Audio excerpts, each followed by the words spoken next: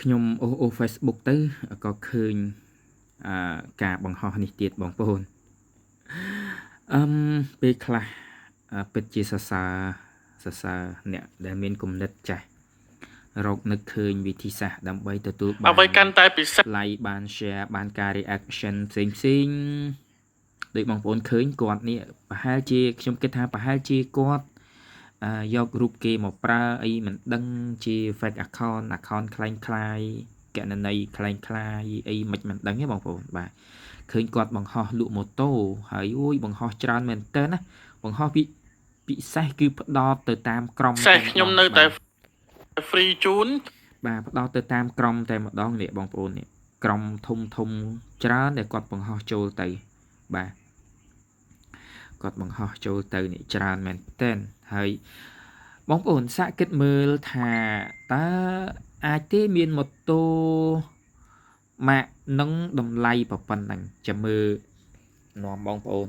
មើលបន្តតិចសិនហើយខ្ញុំនឹងជជែកបន្ថែមទៀតមើលគាត់បង្ហោះចូលសិតតែក្រុមធំណាបង្ហោះចូលគាត់ share យកមក profile របស់គាត់វិញគាត់បង្ហោះគាត់ share ចាញ់ចូលទៅមក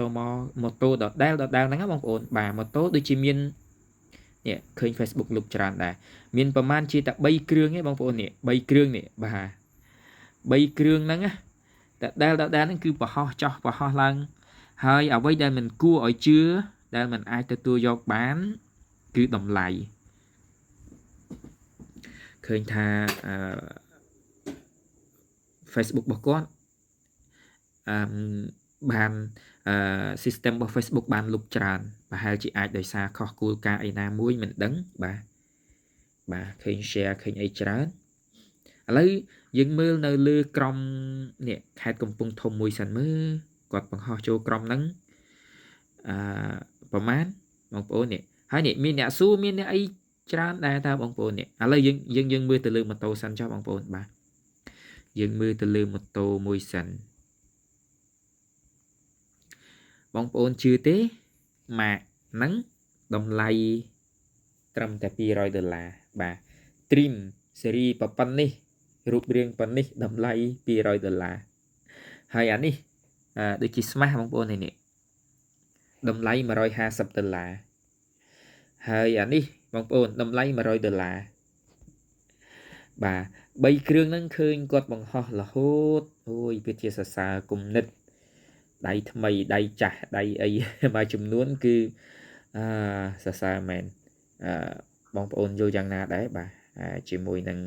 គំនិតល្អរបស់គាត់ចេះនឹកឃើញរបៀបនេះមើលគាត់បង្ហោះចូលទៅក្រុមហងមាស HD TV នេះជប់មើលគាត់របស់គាត់មួយគាត់បង្ហោះបានប្រហែលនៅក្រុមហ្នឹងនេះបង្ហោះក្រុមហ្នឹងដដែលបងប្អូនបាទដដែលក្រុមហ្នឹងបង្ហោះរាល់ថ្ងៃទៅមកដឹងនេះមួយថ្ងៃដឹងប្រហែលដងឯនេះឥឡូវយើងមើលថ្ងៃបងប្អូនអានេះ15ម៉ោងមុនបង្ហោះនេះមួយថ្ងៃមុន2ថ្ងៃមុន2ថ្ងៃមុន4ថ្ងៃមុន5ថ្ងៃមុនអានេះតាំងពីថ្ងៃទី20ខែ10 2025មកបាទឃើញម៉ូតូដដែលតម្លៃប៉ុណ្ណឹងបង្ហោះដដែលខ្ញុំពិតជាសរសើរគំនិតបងប្អូនបង MMO បងដៃថ្មីមួយចំនួនមិនមែនទាំងអស់ទេបងប្អូនមួយចំនួនគាត់មានគំនិតប្លែកក្នុងការរក like រក share រក comment រក follower រក view ពិតជាសរសើរមែនជាគំនិតមួយដែលខ្ញុំមិនអាចធ្វើដូចទៅហ្មង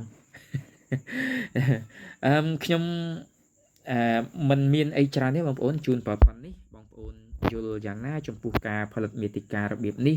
ឬក៏បើសិនជាគាត់ជាអ្នកលក់មែនបងប្អូនគិតថាគាត់បង្ហោះនេះច្រើនថ្ងៃមកហើយគិតថាតើម៉ូតូនឹងនៅតែដដែលរបៀបនេះទេហើយអ្នកសួរអ្នកនាំអ្នកឆាតរត់ទិញមើលទៅក៏ឃើញដូចមានច្រើនដែរបាទឃើញបងប្អូនយើងមានអ្ន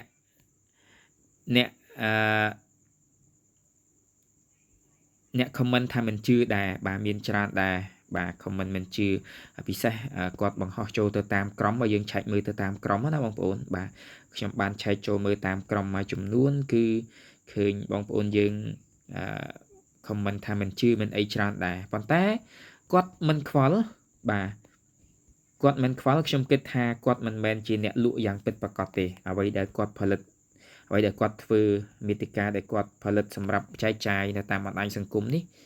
គឺគាត់មានគោលបំណងផ្សេងគាត់មិនមែនអ្នកលក់ម៉ូតូទេបងប្អូនបាទហើយជួនកាលរូប profile គាត់ហ្នឹងមិនមែនជាគាត់ផងយករូបគេមកប្រើអីផងក៏មិនដឹងបាទនេះមើល comment នេះ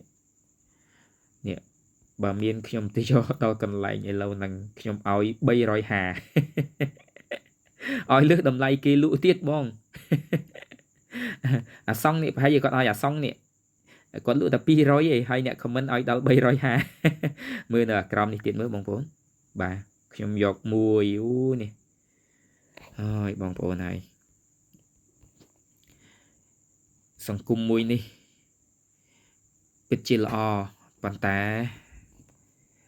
មានបុគ្គលមួយចំនួនជាអ្នកបំពុល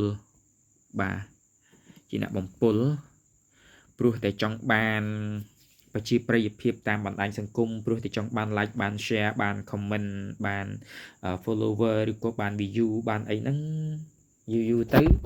បាត់បង់អស់នៅគុណធម៌បាត់បង់អស់នៅសុជីវធម៌បាត់បង់អស់នៅតម្លៃជាមនុស្សក៏មានដែរបាទហើយមានរឿងជាច្រើនទៀតបាទអរគុណខ្ញុំជូនប៉ុណ្្នេះទេបងប្អូននិយាយច្រើនអាចខុសច្រើនសូមអធិស្ឋានបើមានការលឺលួខុសឆ្គងយ៉ាងណាបាទអ្វីដែលខ្ញុំឃើញខ្ញុំក៏ចេះតែចែករំលែកជាមួយនឹងបងប្អូនទាំងអស់គ្នាយើងចូលរួមក្នុងការទប់ស្កាត់នៅព័ត៌មានคล้ายៗទាំងអស់គ្នាយើងចូលរួមធ្វើឲ្យសង្គមជាតិរបស់យើងមានតម្លៃនៅលើឆាកអន្តរជាតិទាំងអស់គ្នាមានតម្លៃជាប្រទេសជារដ្ឋជាសង្គមមួយដែលល្អថ្លៃថ្នូរទាំងអស់គ្នាកុំ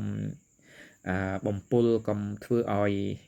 មានការអាប់អន់ដោយសារតែយើងបាទជូនប៉ុណ្នេះបងប្អូនមានអ្វីចូលរួមអាចសរសេរបានខាងក្រោមហើយសូមអធិស្ឋានម្ដងទៀតបើសិនជាម្ចាស់ account គាត់រូបនេះមិនមែនជារូបរបស់គាត់រូបគេផ្សេងអ្នកផ្សេងយករូបគាត់មកប្រើអីយ៉ាងណាអីហ្នឹងសូមអធិស្ឋានខ្ញុំដោយសារឃើញការបង្ហោះរបៀបនេះហើយបើបងបានឃើញមិនមែនជា account របស់បងពិតទេមិនមែនជារូបបងពិតទេការបង្ហោះនេះវាដូចជាការជូនដំណឹងទៅបងដែរបងអាចមានវិធានការទៅចំពោះបុគ្គលដែលយករូបបងមកប្រើអីយ៉ាងណាបាទខ្ញុំមិនជាយល់ច្រើននៅរឿងផ្លូវច្បាប់នេះទេបាទខ្ញុំគ្រាន់តែចែករំលែកប៉ុណ្្នេះទេបាទអរគុណបងប្អូនជួបគ្នានៅឱកាសក្រោយទៀត